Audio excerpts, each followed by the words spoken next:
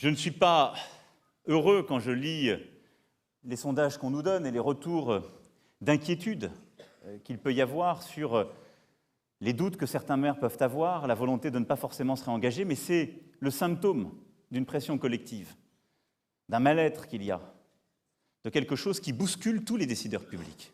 Et quand je dis tous les décideurs publics, c'est vous et moi. Parce que, en effet, pour le concitoyen, il y a le maire et le président de la République, on le dit souvent, et parce que je suis là devant vous, parce que comme vous, j'ai été élu par les Françaises et les Français, de l'endroit où nous sommes. Et comme vous, je ressens une volonté de faire, parfois beaucoup plus rapide et exigeante qu'on y arrive nous-mêmes. Je sens une inquiétude face à tous les changements. Il y a aussi parfois beaucoup d'incompréhension, parce que les changements ou les réformes qu'on engage ne sont pas toujours compris, et il faut avoir cette humilité. Mais je sens beaucoup d'attentes.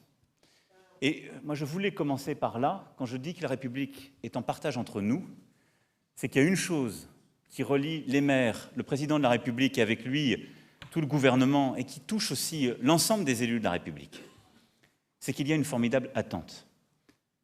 Et donc, il ne faut rien céder à un vent mauvais qui voudrait que la faute est forcément à l'élu.